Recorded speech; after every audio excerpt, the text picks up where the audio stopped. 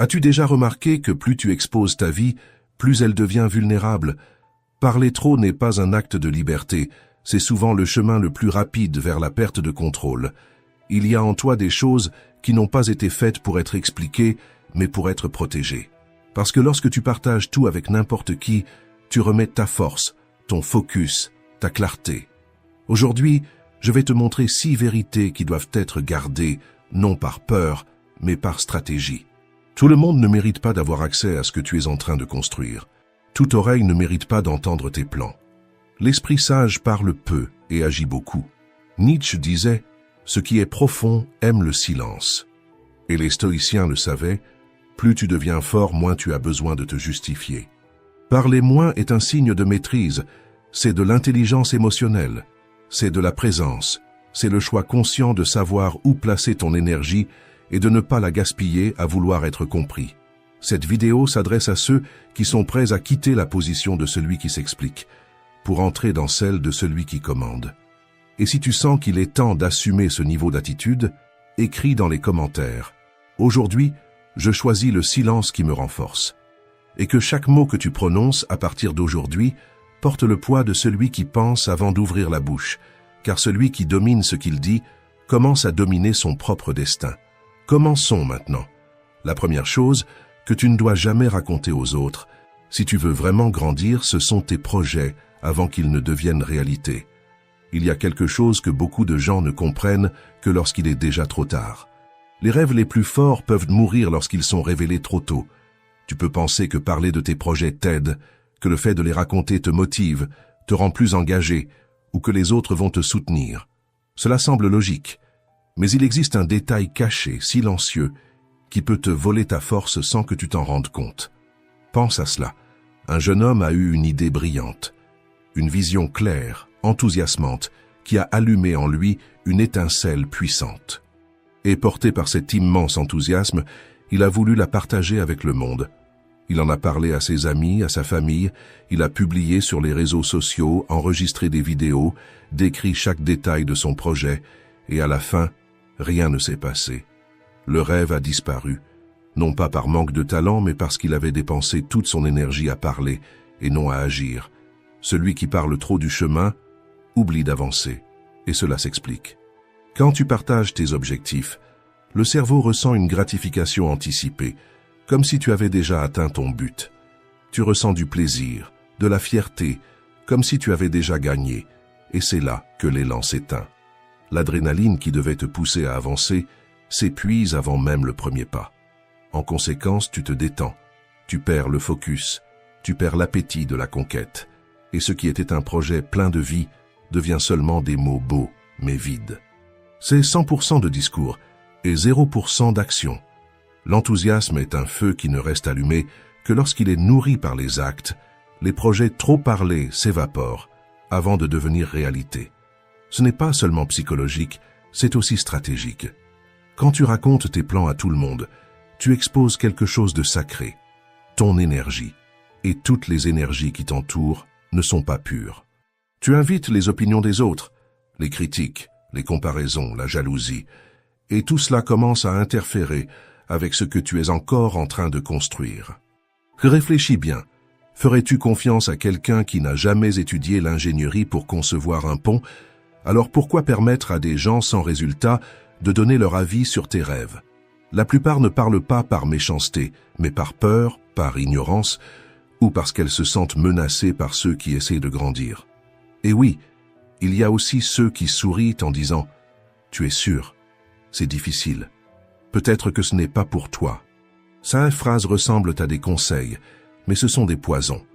Elles ne te détruisent pas d'un coup, elles t'affaiblissent lentement, jusqu'au jour où tu commences à douter de toi-même et que tu abandonnes. Comme le dit le proverbe, le plus grand péché du crabe, c'est de sauter sur le bord du seau. Chaque doute semé par un autre est une racine qui pousse en toi et qui vole la place où ta foi devrait naître.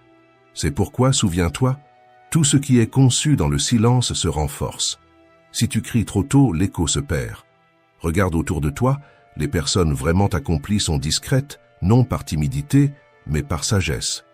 Elles comprennent que chaque mot est de l'énergie, et que celui qui gaspille cette énergie à vouloir convaincre les autres n'a plus de carburant pour construire. Et quant à cette idée selon laquelle parler en public te rend plus engagé, c'est une illusion. Le seul engagement qui compte vraiment, c'est celui que tu as avec toi-même, quand personne ne te regarde. Les objectifs ne sont pas des événements, ce sont des processus. Ce sont des jours de silence, des nuits de doute, des pas fermes dans l'obscurité. C'est de l'action et de la constance même sans voir le résultat. Ils sont vécus, soufferts et conquis dans l'ombre, sans applaudissements, sans mention « j'aime », sans reconnaissance. Seulement toi, ton but et tes propres pensées. Alors, retiens ceci, travaille dans le silence, laisse tes actions parler pour toi, partage seulement avec ceux qui t'inspirent, ceux qui méritent ta confiance et te poussent en avant. Protège ton énergie. Tout ce que tu ressens n'a pas besoin d'être dit, tout comme tout ce que tu rêves n'a pas besoin d'être montré. Par-dessus tout, ne cherche pas la validation, cherche la transformation. Parce que celui qui apprend à protéger l'invisible finit par conquérir ce que tout le monde peut voir. Tes projets sont des graines, et les graines ne poussent pas exposées au vent, elles ont besoin de silence, de patience et de racines solides pour fleurir. Et quand elles fleurissent, le monde s'en aperçoit, non pas parce que tu en as parlé, mais parce que tu l'as fait. C'est la différence entre celui qui ne fait que rêver et celui qui construit.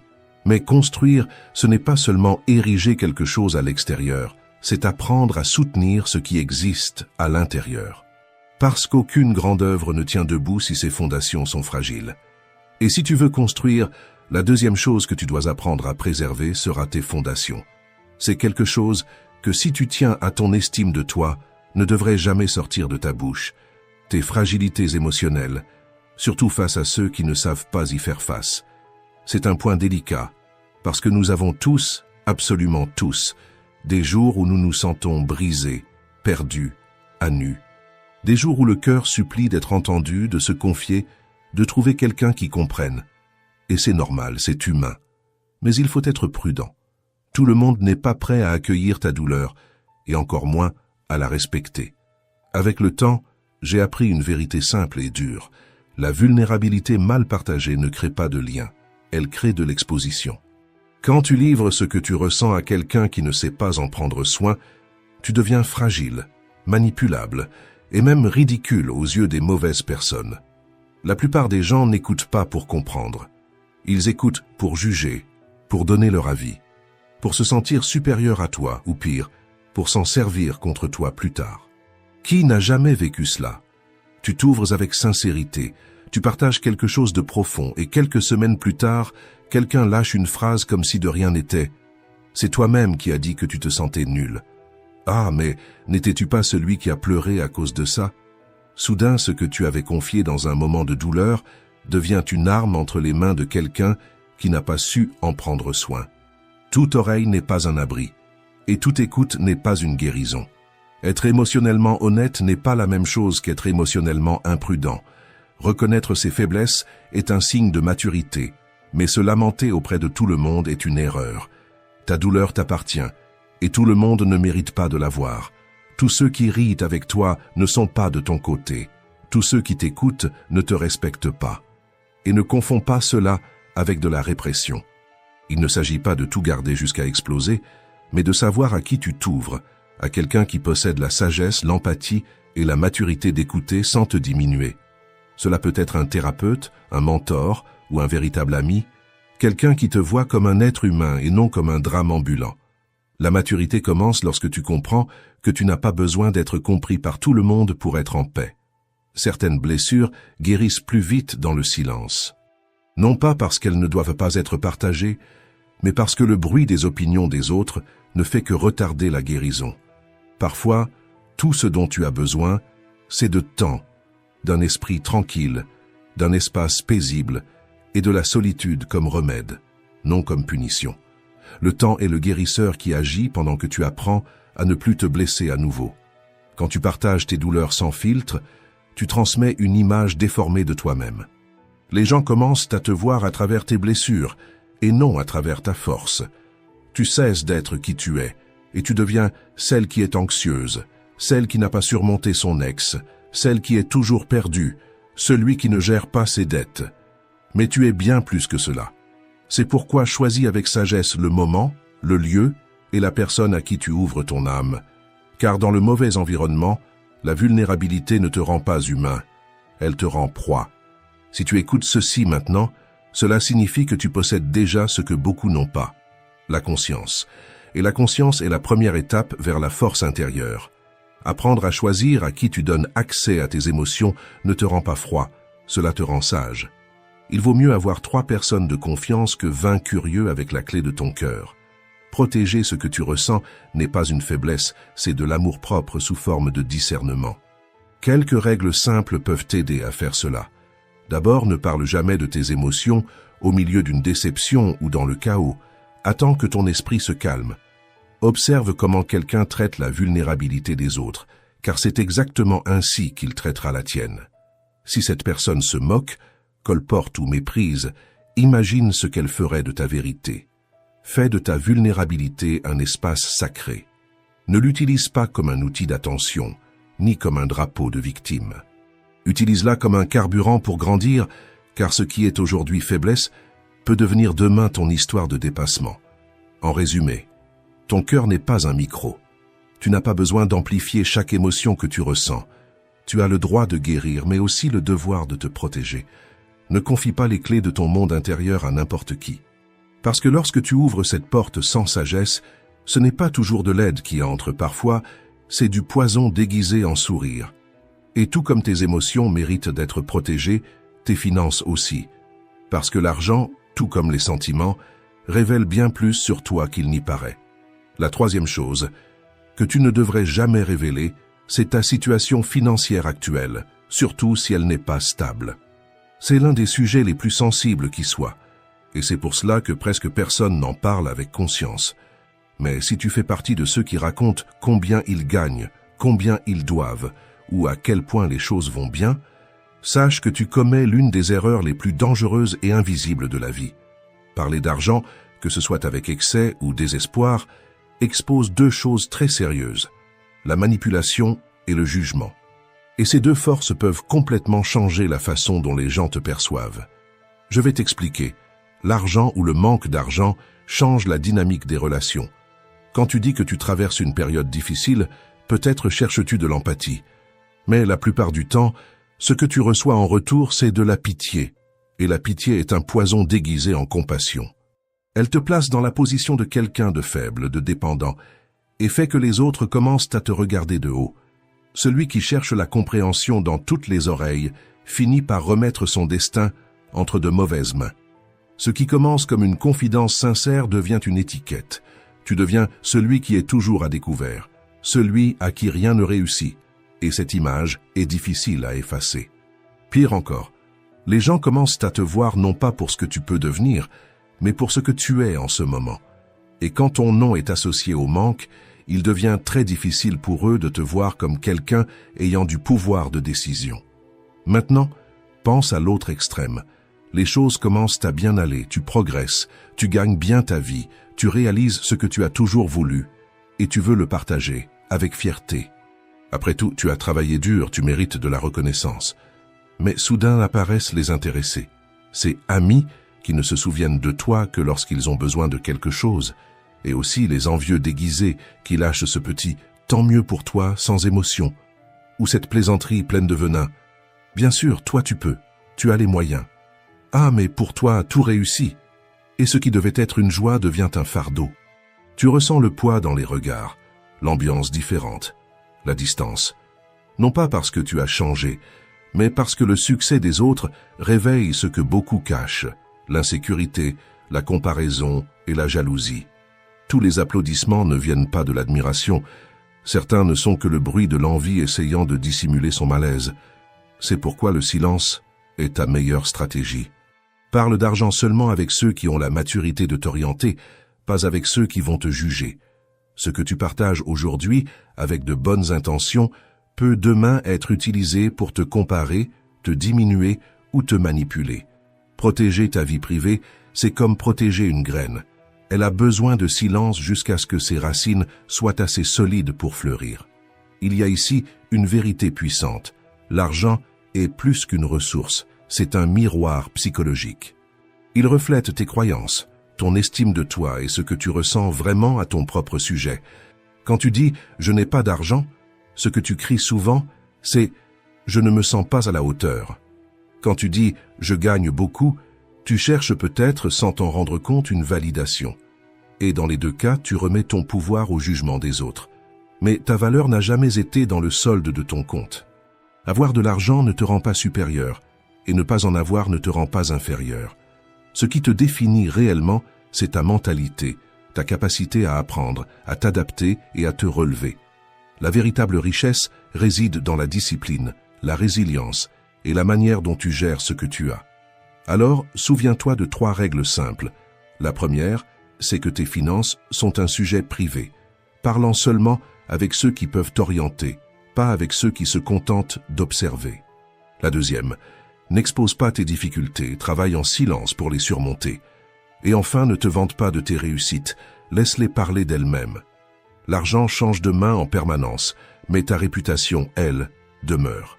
Si tu veux construire le respect et la crédibilité, apprends le pouvoir du silence, car presque toujours, le plus grand signe d'intelligence, c'est de savoir quand se taire. Comme le disait Platon, le sage parle parce qu'il a quelque chose à dire, le sot parce qu'il doit dire quelque chose. Et c'est précisément là que beaucoup se perdent. Ils pensent que le silence concerne uniquement ce qu'ils disent d'eux-mêmes, mais oublient qu'ils protègent aussi ce qu'ils savent des autres. La même maîtrise qui t'empêche de dire ce que tu ne devrais pas sur ta propre vie, c'est celle qui t'empêche de trahir la confiance de quelqu'un d'autre.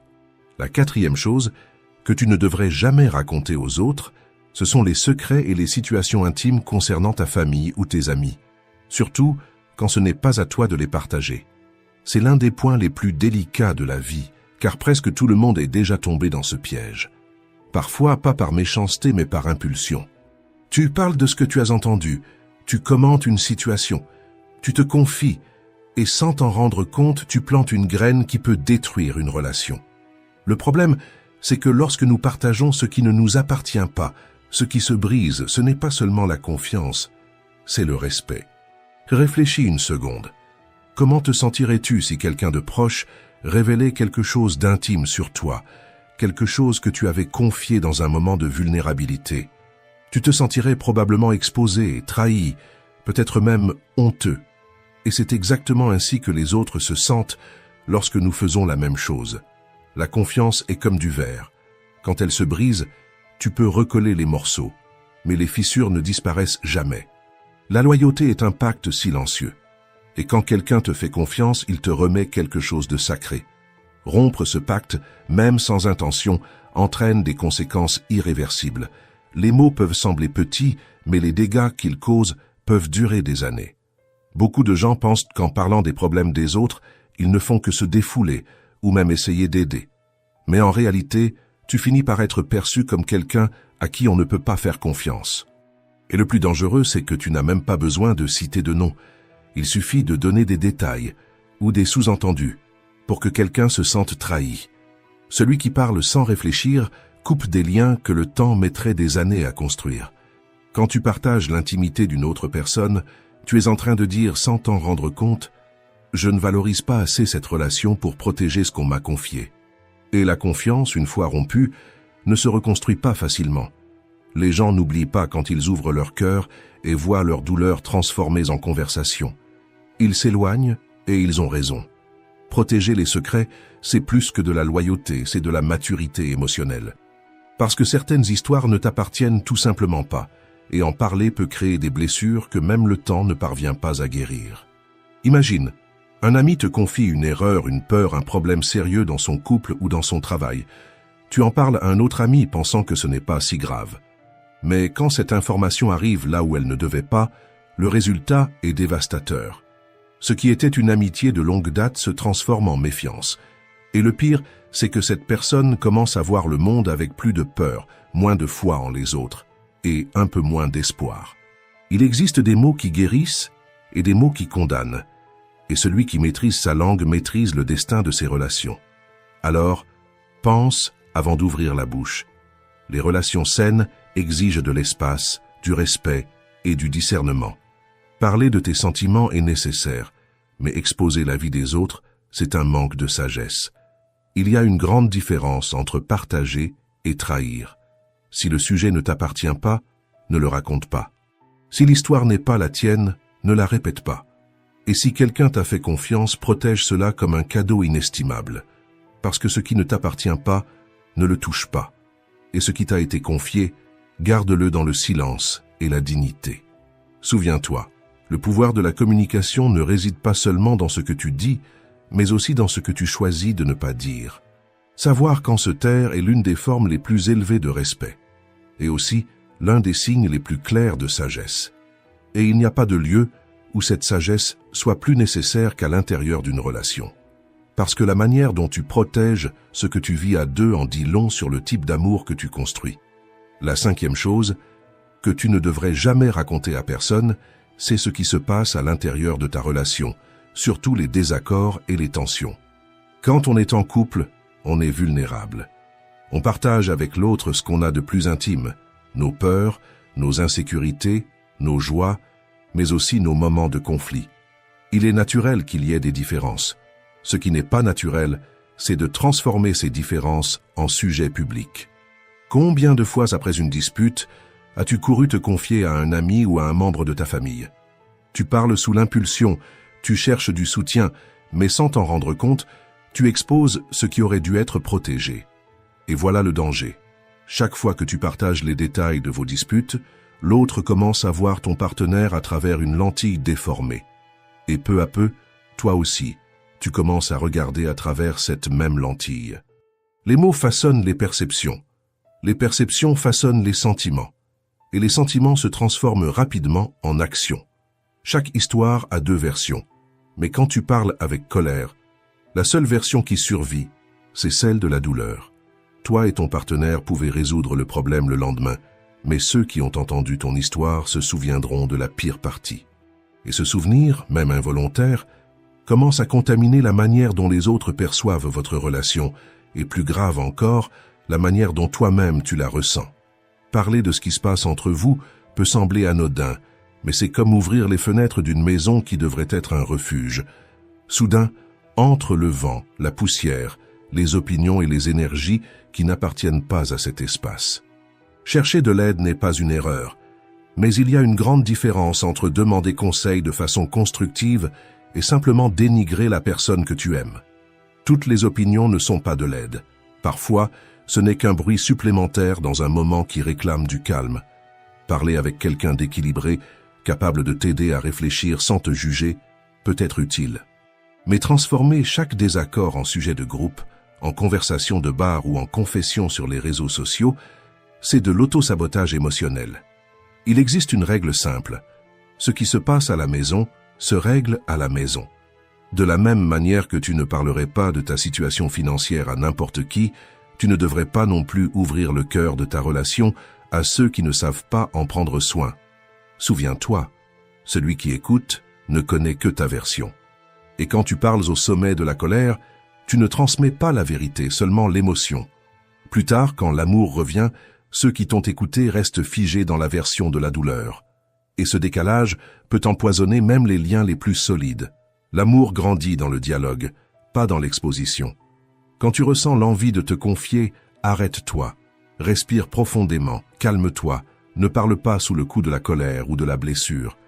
Réfléchis à ce que tu ressens vraiment et parle avec la seule personne qui compte, ton partenaire. Car c'est entre vous que la vérité existe. Ton compagnon est ton allié, pas ton ennemi. Et chaque fois que tu transformes un problème intime en conversation publique, tu perds un peu de l'intimité qui maintient le lien vivant. L'amour s'affaiblit quand il est trop exposé. Le respect, dans une relation, se manifeste aussi dans le silence, dans la sagesse de ne pas transformer ce qui appartient à deux en sujet de plusieurs. Ce qui est vrai n'a pas besoin de spectateurs, mais de soins. La force d'un couple réside dans ce qui reste entre eux, dans les conversations que le monde n'entend pas, dans les réconciliations que personne ne voit, dans les secrets que seuls les deux connaissent. Les désaccords sont normaux, mais c'est l'exposition qui détruit. Protéger ce qui est intime est une forme d'amour, et aussi d'estime de soi, car plus tu valorises ce que tu as, moins tu ressens le besoin de prouver aux autres que c'est réel. Quand tu apprends à garder ce qui a de la valeur, tu découvres que tout n'a pas besoin d'être montré pour être vrai. Et c'est de cette conscience que naît la leçon suivante. Ne révèle jamais les secrets de ton succès. Parce qu'en les révélant, tu ouvres des portes qui ne mènent pas toujours à l'admiration. Parfois elles mènent à l'envie et au sabotage. C'est tentant. Quand quelque chose commence à bien fonctionner, quand tu trouves un chemin qui marche, ton instinct est de le partager. Tu veux dire, voilà comment j'ai réussi. Voici la méthode. Voici le plan qui m'a permis de gagner. Mais la dure vérité, c'est que lorsque tu montres comment tu es arrivé là, tout le monde ne se réjouit pas pour toi. Certains observent simplement pour essayer de te copier, de te dépasser ou de te nuire. Toute lumière ne doit pas être montrée, car il existe des regards qui ne supportent pas l'éclat. Peu comprennent que le succès n'est pas une formule, mais un processus. Un processus fait d'efforts, de nuits blanches, d'erreurs, de chutes et de recommencements que toi seul as vécu. C'est ton chemin, unique, personnel, intransmissible. Et ce qui naît de ta discipline et de ta douleur ne peut pas s'enseigner dans une simple conversation. Ce qui t'appartient vraiment n'a pas besoin d'être défendu, seulement d'être gardé avec sagesse. Imagine que tu participes à une course et que tu as trouvé un raccourci que personne d'autre n'a vu. Pendant que tu cours, quelqu'un te demande quel est ton secret, et toi, tout enthousiaste, tu montres la carte. Le lendemain, des dizaines de personnes courent dans la même direction. Certaines essaieront de te dépasser, d'autres tenteront de bloquer le chemin, et soudain, ce qui était ton avantage devient ta vulnérabilité. Le raccourci qui t'a permis d'arriver plus vite peut devenir le sentier que les autres utilisent pour te rattraper. Tout le monde ne veut pas apprendre de ton succès. Certains veulent en profiter, d'autres veulent prouver qu'ils peuvent faire mieux, et beaucoup ne supportent tout simplement pas de voir quelqu'un réussir ce qu'ils n'ont pas eu le courage de tenter. C'est pourquoi le silence est une forme de protection. Les résultats doivent parler pour toi, pas ta méthode. Partage ton savoir avec ceux qui sont prêts à l'utiliser avec sagesse, pas avec ceux qui vont le déformer par ego ou par intérêt. Celui qui protège son processus multiplie ses résultats. Le succès ne consiste pas à exhiber ce qui a fonctionné, mais à continuer de grandir sans avoir besoin d'expliquer comment. Car celui qui cherche à se prouver sans cesse n'a pas encore compris que le véritable pouvoir réside dans le fait d'agir, pas dans celui de raconter. Voici une leçon puissante.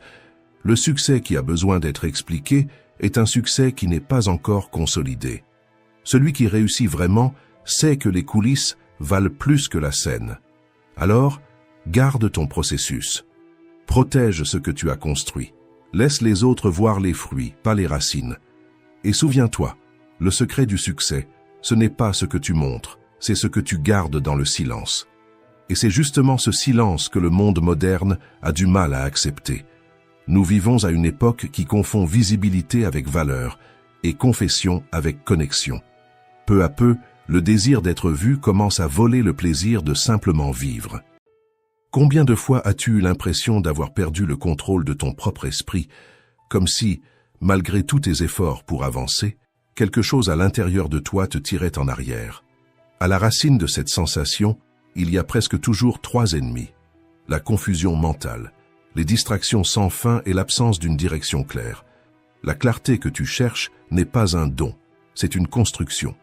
Elle naît au moment où tu décides de t'arrêter, de respirer et de remettre ta vie en ordre, une pensée à la fois. Les stoïciens le savaient déjà. Le chaos que nous voyons à l'extérieur n'est que le reflet de la tempête que nous portons à l'intérieur. Un esprit confus transforme n'importe quel jour simple en une bataille, et quand tu vis dans cet état, même ce qui est léger devient lourd.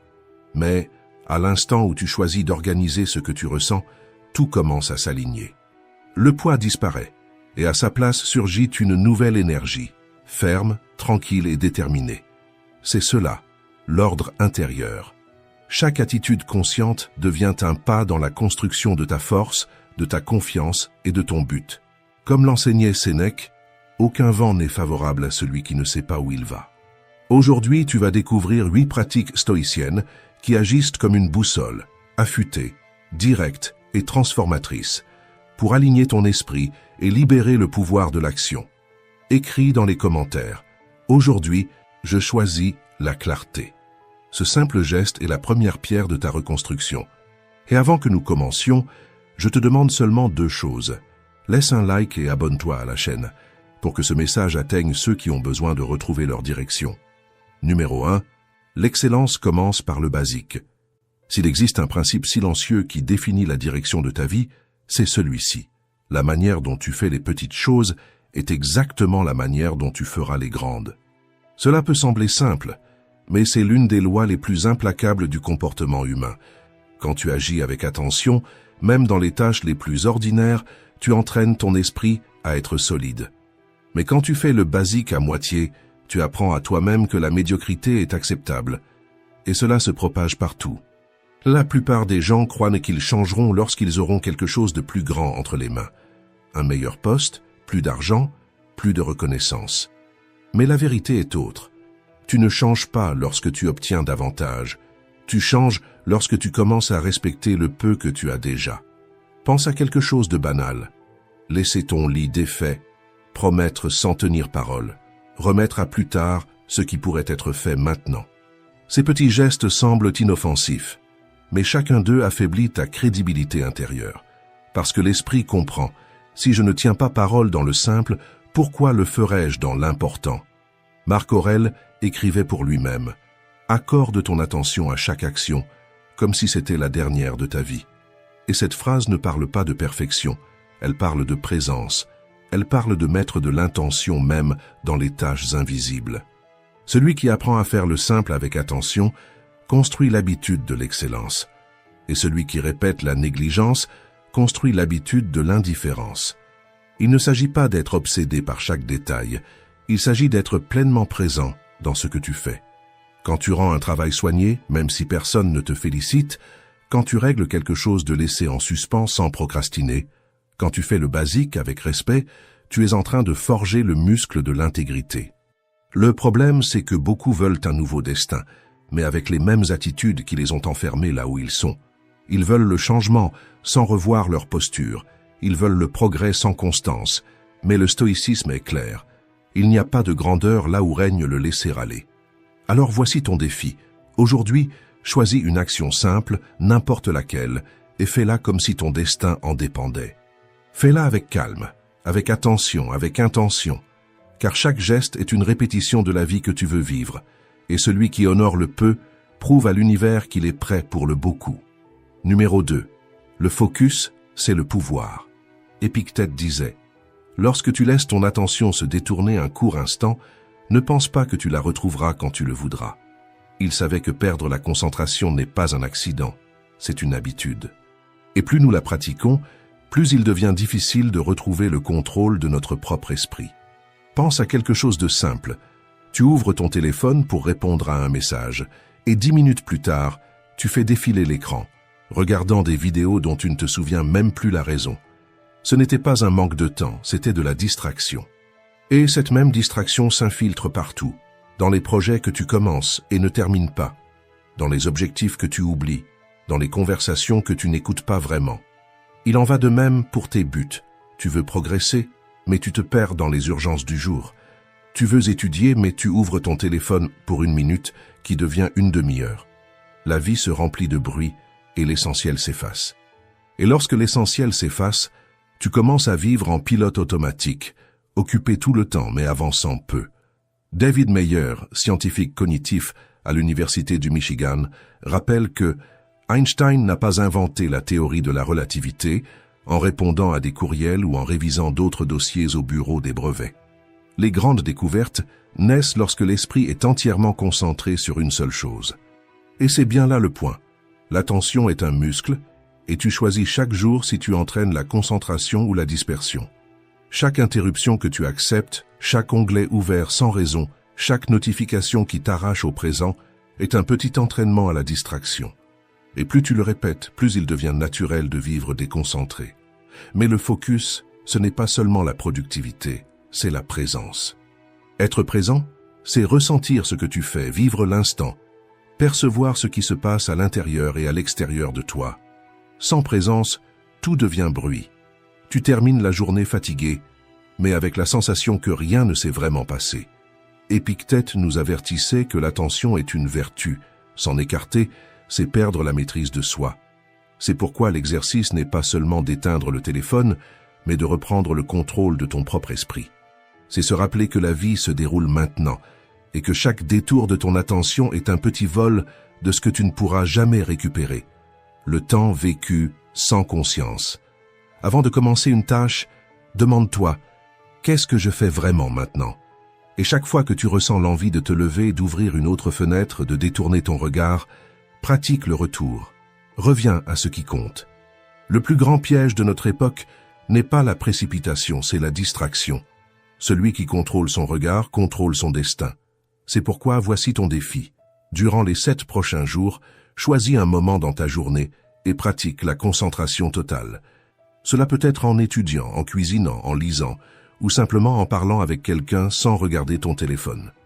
Entraîne-toi à être entier, car plus tu te concentres, plus il devient facile de résister aux distractions.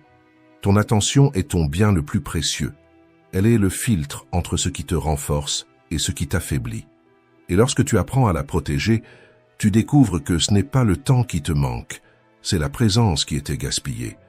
Et souviens-toi, maîtriser ton attention, c'est maîtriser la direction de ta propre vie, car tout ce qui grandit fleurit d'abord dans le focus. Numéro 3. La peur domine ceux qui vivent dans l'improvisation. Sénèque disait « Une vie sans planification est erratique ». Et il avait raison. La plupart des gens ne échouent pas par manque de force, mais par manque de direction. Celui qui ne sait pas où il va se perd sur n'importe quel chemin. As-tu déjà remarqué comme l'absence de plan crée le chaos? Tu vas au centre commercial pour acheter une chemise et tu reviens avec une dette sur ta carte. Tu vas à une réunion sans préparation et tu en ressors frustré. Tu commences une conversation calme et tu finis par te disputer. Ce n'est pas de la malchance, c'est du désordre. C'est le prix à payer quand on vit en réagissant, au lieu de diriger. L'absence de planification est le terrain fertile de la lâcheté, parce que lorsque la vie te surprend et que tu ne t'es pas préparé, c'est la peur qui prend le contrôle. Sans plan, l'esprit panique cherche des coupables, tu passes ta vie à réagir, toujours un pas derrière les circonstances. Avec un plan, tu ressens encore la peur, mais tu agis quand même, et c'est cela qui définit le courage. Planifier, ce n'est pas figer l'avenir, c'est s'y préparer. C'est mettre de la conscience là où régnait l'improvisation. C'est savoir ce que tu valorises, ce que tu veux atteindre, et quelles actions t'en rapprochent. Si tu dis vouloir prospérer, mais que tu passes tes journées à te lever tard, à éviter les décisions et à fuir les responsabilités, ce n'est pas le destin qui te sabote, c'est ton manque de cohérence entre ce que tu dis et ce que tu fais. Il en va de même pour tous les domaines de la vie. Si tu rêves de construire une famille solide, mais que tu passes tes journées à chercher des distractions, à nourrir des vanités et à rompre des engagements, tu mines les fondations de ce que tu dis vouloir. La planification n'est pas seulement une liste de tâches, c'est une déclaration silencieuse de qui tu as choisi d'être. C'est le fil invisible qui relie action, valeur et objectif. Sans ce fil, tout se perd, comme un collier de perles qui se brise et répand ses perles sur le sol. Quand tu planifies, tu n'élimines pas l'imprévu, mais tu réduis le pouvoir qu'il a sur toi. Tu agis par choix, non par impulsion. Et ce que nous appelons le courage, en réalité c'est cela, la tranquillité de celui qui s'est préparé. La lâcheté, c'est agir sans direction, c'est laisser le hasard décider pour toi. Le courage, c'est prévoir, organiser et exécuter, même quand l'incertitude demeure. Consacrer quelques minutes de ta journée à définir ce qui est essentiel, à écrire ce qui compte vraiment, à noter tes valeurs, à tracer un objectif et à aligner tes actions, c'est plus que de la productivité, c'est de la maîtrise de soi. Cette simple habitude réorganise la pensée, apaise l'esprit et te rend le contrôle de ta propre histoire. Peu à peu, tu commences à percevoir quelque chose de silencieux. Les choses cessent de te pousser, et c'est toi qui commences à conduire. La précipitation cède la place à la direction, et la peur perd de sa force face à la clarté. C'est comme si tu reprenais, peu à peu, ta vraie place dans le monde. Tu cesses de courir après les choses, et tu commences à marcher avec elles, dans la même direction. Et si tu veux remettre de l'ordre dans ta vie, c'est ainsi. Planifie avec conscience, agis avec constance et garde ton regard fixé sur l'essentiel. Car le courage ne naît pas de l'improvisation. Il naît de la préparation qui te rend capable d'affronter ce qui vient, avec sérénité et décision. Numéro 4. La patience est le chemin de ceux qui construisent l'inévitable. La plupart des gens vivent pressés de changer, mais sans la patience nécessaire pour soutenir le processus. Ils veulent des résultats immédiats, et lorsqu'ils ne viennent pas, ils confondent lenteur et échec. Ils rêvent grand, mais abandonnent tôt. Ils pensent que le succès est un saut, alors qu'en réalité, c'est une accumulation de jours, d'essais, de petites victoires silencieuses. Le concept de longue traîne est simple. Les grands résultats ne sont que la fin d'une ligne faite de petits succès répétés. Perdre 20 kilos, parler une nouvelle langue, économiser 100 000, changer de profession, écrire un livre, tout paraît lointain parce que nous regardons la destination et non le chemin. Mais toute destination se construit ainsi. Un pas à la fois, une brique par jour, une chaîne qui se renforce à chaque nouveau maillon. Un jeune comédien l'a découvert lorsqu'il a reçu un conseil qui a changé sa vie. Un écrivain expérimenté lui a dit « Prends un calendrier. Chaque jour où tu écris, marque une croix. Après quelques jours, ta seule mission sera de ne pas briser la chaîne. » Cette méthode simple a créé quelque chose de plus puissant que la motivation. Elle a créé la constance. Le succès n'est pas venu d'un jour brillant, mais de 100 jours continus. La constance a créé l'élan, et l'élan a créé le résultat. Tu peux appliquer le même principe à n'importe quel domaine de ta vie. Tu veux économiser 100 000? Commence avec 100. Tu veux perdre 20 kilos? Commence avec un demi. Tu veux apprendre une autre langue? Commence avec un mot. Ce qui change, ce n'est pas la taille de l'objectif, c'est l'engagement envers la prochaine étape. La logique est toujours la même. La discipline quotidienne l'emporte sur toute motivation passagère.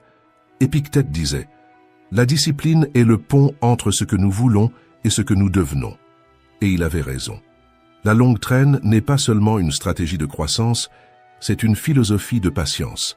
Et cette même méthode, qui construit des habitudes positives, peut désamorcer les négatives. Tu peux l'utiliser pour arrêter de te plaindre pendant un jour, pour contrôler ton irritation avant qu'elle ne grandisse, pour retarder la cigarette de quelques heures, pour vaincre l'impulsion de procrastiner ou de réagir sans réfléchir. Chaque petite victoire est une chaîne invisible qui renforce ton autodiscipline. Épictète disait aussi que personne n'est libre tant qu'il est esclave de ses impulsions, et c'est exactement ce que cette pratique combat. Il ne s'agit pas de gagner d'un seul coup, mais d'entraîner ton esprit à reprendre le commandement. La constance est ce qui fait obéir le corps, ce qui apaise l'émotion et transforme la volonté en habitude. Avec le temps, l'effort diminue et le progrès s'accélère. Chaque jour, tu te sens plus stable, plus capable, plus maître de toi, et lorsque tu regardes en arrière, tu réalises que ce n'était pas de la chance, c'était de la continuité. Mais c'est précisément là que l'esprit essaie de saboter. Il murmure que c'est difficile, que cela prendra du temps, que cela ne vaut peut-être pas la peine. C'est pour cela que tant de gens abandonnent, non pas parce qu'ils ne peuvent pas, mais parce qu'ils regardent le sommet de la montagne avant de faire le premier pas. Alors commence petit, mais commence aujourd'hui. Parce qu'un pas constant a plus de pouvoir que 1000 débuts impulsifs. Et au final, toute la vie se construit ainsi, une croix par jour, jusqu'à ce que la chaîne devienne incassable et que l'avenir qui semblait lointain commence, silencieusement, à se réaliser. Numéro 5. Cesse de nier la vie. Une grande partie de la souffrance humaine vient d'une chose simple, la résistance à ce qui est. Tu ne souffres pas seulement à cause de ce qui t'arrive, mais aussi à cause de ce que tu aurais voulu qu'il arrive. Et cette distance entre le réel et l'imaginaire, c'est ce qui épuise ton énergie chaque jour. Accepter la réalité telle qu'elle est ne veut pas dire abandonner. Cela veut dire cesser de gaspiller ta force à lutter contre ce qui existe déjà. Tant que tu insistes sur la manière dont les choses devraient être, tu perds le pouvoir d'agir sur ce qui est vraiment. Comme l'a dit Jung, ce à quoi tu résistes persiste. Et c'est exactement ce qui se passe dans ton esprit. Chaque fois que tu rejettes la réalité, elle prend plus de pouvoir sur toi. Accepter n'est pas une faiblesse, c'est de l'intelligence émotionnelle. Pense au nombre de fois où tu t'es comparé à quelqu'un qui semblait plus avancé. L'esprit commence à construire un idéal inaccessible. La maison parfaite, le corps parfait, la relation parfaite, la vie parfaite. Mais plus tu regardes à l'extérieur, moins tu vois ce que tu possèdes déjà. C'est comme courir après l'horizon. Peu importe à quel point tu avances, il s'éloigne toujours. Ce n'est que lorsque tu regardes ce qui est, sans déni, sans fantasme, que tu peux transformer ce qui est réellement à ta portée. Le stoïcisme enseigne que la liberté naît de l'acceptation. Marc Aurèle a écrit « Les plus grandes bénédictions sont en nous ». Et ce n'est pas de la poésie. C'est un rappel que ce que tu cherches est souvent déjà là, seulement obscurci par les comparaisons et les attentes irréalistes. Accepter ne veut pas dire se résigner, c'est voir avec lucidité. Quand tu acceptes où tu en es, tu comprends ce qu'il faut changer et ce qu'il faut simplement apprécier. Mais tant que tu résistes, tout semble confus, injuste et lourd. L'acceptation, c'est comme allumer une lanterne dans une pièce sombre. Le décor ne change pas, mais le chemin devient visible. Le problème, c'est que nous vivons entourés d'illusions. Les réseaux sociaux vendent le succès sans effort, le bonheur sans vide et le progrès sans douleur. Mais la réalité est autre. Grandir fait mal, changer demande du temps, et trouver la paix n'a rien à voir avec la perfection. C'est pourquoi voici ton défi. Arrête de te comparer et regarde ta vie en face. Valorise ce que tu as déjà construit. Reconnais ce qu'il te reste encore à améliorer et accepte le moment où tu es. Parce que c'est seulement quand tu regardes la réalité sans filtre que naît le pouvoir d'agir avec sagesse. La gratitude est l'antidote à l'auto-tromperie. Elle interrompt le cycle mental de la rareté et redonne le contrôle à l'esprit. Quand tu pratiques la gratitude, tu ne te berces pas d'illusions. Tu reconnais ce qui est déjà réel, ce qui fonctionne déjà, ce qui a déjà de la valeur, même au milieu des difficultés. Ce simple acte change ta relation à la vie, parce qu'il déplace ton attention du manque vers la force. Alors, fais l'exercice maintenant. Pense à 3 choses pour lesquelles tu es reconnaissant et consacre 1 minute à remercier sincèrement. Cette pause consciente te reconnecte au présent, le seul endroit où quelque chose peut être transformé. Accepter, ce n'est pas se soumettre, c'est se préparer. Parce que la vie n'attend pas que tu aimes ce qui arrive, elle attend que tu utilises ce qui arrive pour grandir. Numéro 6, honore ton corps. Tu peux avoir un esprit brillant et un agenda rempli de réussite, mais si ton corps est négligé, tout ce que tu construis commence à s'effondrer de l'intérieur. Manger n'importe comment, dormir peu, vivre fatigué, tout cela a un prix, et tôt ou tard, le corps envoie la facture. Arianna Huffington a dit un jour « Le sommeil n'est pas un luxe. C'est un pilier essentiel d'une vie réussie. » Et elle a raison. Très souvent, ce que tu appelles manque de concentration, irritabilité ou découragement n'est que le corps qui appelle à l'aide. Un corps tendu produit un esprit impatient. Un corps épuisé engendre des décisions confuses. Les stoïciens le savaient. Ils entraînaient le corps non par vanité, mais par respect. Pour eux, la force physique était une forme de discipline spirituelle. Prendre soin du corps, c'était honorer le temple où réside la raison. Sénèque plongeait chaque matin dans des eaux froides pour fortifier son esprit. Marc Aurèle parlait d'affronter le froid, la fatigue et la douleur comme des exercices de volonté.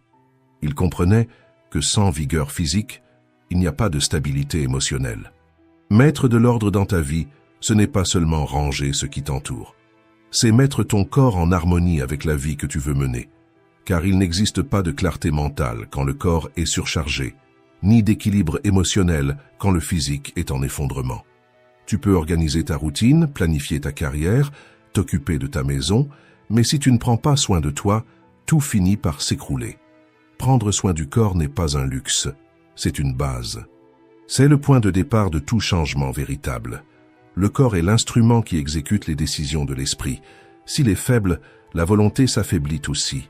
L'esprit a besoin d'un corps disponible, reposé et nourri pour agir avec sagesse. Quand le corps va bien, les émotions cessent de crier, l'esprit respire et l'âme s'apaise. Un esprit sain demande un corps sain, et cela commence par des choix simples. Aujourd'hui, tu peux décider de dormir 1 demi-heure plus tôt, de boire un verre d'eau en pleine conscience, de t'étirer pendant 5 minutes, ou de manger quelque chose qui te nourrit vraiment. Peu importe la taille de l'action, ce qui compte, c'est la décision de te respecter. Et si tu penses ne pas avoir le temps, souviens-toi. Prendre soin du corps ne demande pas des heures, cela demande de la conscience. Tu n'as pas besoin de tout changer d'un coup, il suffit de changer la manière dont tu te traites. Remplace le « je n'ai pas le temps » par « aujourd'hui, je me priorise ». Parce que toute transformation commence quand tu cesses de repousser ce qui te soutient. Prendre soin du corps, c'est plus que de l'esthétique, c'est un engagement envers la vie. C'est se dire à soi-même « je mérite de bien fonctionner ». Quand le corps est équilibré, l'esprit s'éclaircit, les émotions se calment et l'énergie recommence à circuler. Alors voici ton défi. Choisis une action physique qui symbolise le respect de toi-même et fais-la aujourd'hui. Ce peut être un entraînement, une marche, un repas paisible ou un vrai repos. Parce qu'un corps fort est ce qui soutient un esprit clair, et celui qui ignore cette base perd la force de soutenir son propre succès. Numéro 7. Rien n'est contre toi, tout est matière à ton évolution. Épictète disait « Il ne s'agit pas d'avoir la possibilité de trouver quelque chose de bon dans l'adversité, mais bien que c'est notre devoir de le faire. » Et cette phrase résume de la manière la plus puissante ce que la philosophie stoïcienne enseigne. La vie ne s'arrête pas pour nous épargner les coups, il nous appartient d'apprendre à les utiliser comme des marches. Tant qu'il y aura de l'intelligence en toi, il y aura la capacité de percevoir un avantage, même au milieu de la douleur. Tu ne peux pas contrôler ce qui arrive, mais tu peux toujours décider quoi faire de ce qui arrive. C'est la différence entre celui qui souffre et celui qui se renforce. L'un demande « Pourquoi moi ?» L'autre demande « Qu'est-ce que je peux apprendre de cela ?» Les stoïciens étaient des maîtres dans cet art. Pour eux, chaque difficulté était un champ d'entraînement de l'âme. Perdre quelque chose enseignait le détachement. Être humilié enseignait l'humilité. Être contredit enseignait la patience. Rien n'était une perte totale. Il y avait toujours quelque chose à gagner, même si ce n'était que la sagesse. Et toi aussi, tu peux entraîner cette vision. Tu as un travail que tu détestes. C'est l'endroit où tu apprends la résilience, la responsabilité et la maîtrise émotionnelle. Tu es sorti d'une relation frustrante. C'est là que tu as découvert ton propre courage de t'ouvrir et ta capacité à avancer. Tu as des enfants qui te défient chaque jour. C'est le plus grand exercice de patience et d'amour inconditionnel qu'un être humain puisse vivre. Mettre de l'ordre dans ton esprit ne consiste pas à éliminer les obstacles, mais à apprendre à les transformer en carburant. Tout ce qui t'arrive peut être utilisé, soit contre toi, soit en ta faveur. La douleur qui te décourage peut être la même qui t'éveille. Le rejet qui te blesse peut être le même qui te libère. L'échec qui t'humilie peut être le même qui t'apprend à recommencer avec plus de clarté. Viktor Frankl, survivant de l'Holocauste, disait « Quand nous ne pouvons pas changer une situation, nous sommes mis au défi de nous changer nous-mêmes. » Et c'est exactement cela qui distingue celui qui vit dans le ressentiment de celui qui vit dans la force. Les circonstances sont neutres, c'est l'interprétation qui détermine si elles te brisent ou te construisent. À partir de maintenant, chaque fois que quelque chose te frustre, respire et demande-toi « Qu'est-ce que cela essaie de m'enseigner maintenant ?» Cette simple question change la direction de la pensée, et là où il y avait du poids, commence à naître de la clarté. L'adversité ne vient jamais pour te détruire, elle vient pour révéler la force que tu ne savais pas encore posséder. Et quand tu apprends à tirer avantage de tout ce qui arrive, la vie cesse d'être une succession de problèmes pour devenir un champ d'évolution. Numéro 8. Fais ta part, le reste s'ajustera. Sénèque disait que remettre les choses à plus tard est le plus grand gaspillage de la vie, et il n'aurait pas pu avoir plus raison. Chaque jour, nous remettons quelque chose à demain, en attendant le bon moment, la bonne motivation, le scénario parfait, et pendant que nous attendons, la vie continue. Le seul temps qui existe vraiment, c'est maintenant, et ce que tu en fais détermine tout ce qui viendra ensuite. Vois la vie comme un vaste champ. Chacun de nous a une partie de ce champ à entretenir. Au début, il peut sembler immense. Responsabilité, décision, promesse, tout réclame de l'attention. Il est naturel de se sentir dépassé. Mais remettre à demain, c'est comme laisser les mauvaises herbes pousser. La procrastination a l'air inoffensive au début, mais avec le temps, elle étouffe ce qui pourrait fleurir.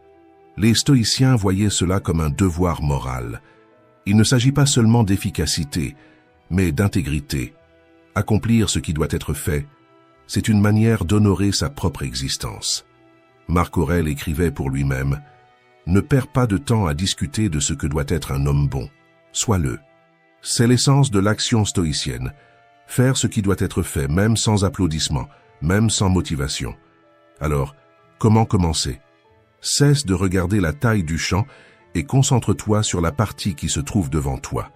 Mettre de l'ordre dans ta vie n'est pas un geste extérieur, c'est un engagement intérieur. C'est prendre soin de ton corps, de ton esprit, de tes paroles et de tes promesses.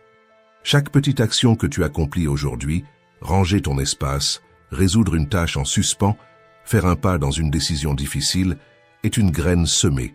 Cela peut sembler insignifiant maintenant, mais le temps transforme la constance en récolte. Imagine un agriculteur. Il n'attend pas le climat parfait, il sème, il arrose et affronte les tempêtes, car il sait qu'il ne contrôle pas le temps, seulement ses efforts. Ta vie fonctionne de la même manière. Ce qui est à ta portée, c'est le travail quotidien, le soin constant, la décision de ne pas s'arrêter. Dans les prochains jours, identifie un domaine que tu as négligé, un projet, une conversation, un choix. N'attends pas le bon moment. Demande-toi, que puis-je faire maintenant avec ce que j'ai? Cette question change tout, car elle te sort du retard mental et te ramène au présent. La différence entre celui qui accomplit et celui qui ne fait que rêver réside dans l'action. Celui qui agit n'attend pas l'inspiration, il crée le mouvement. Celui qui fait ce qu'il peut aujourd'hui prépare le terrain pour ce qu'il désire demain.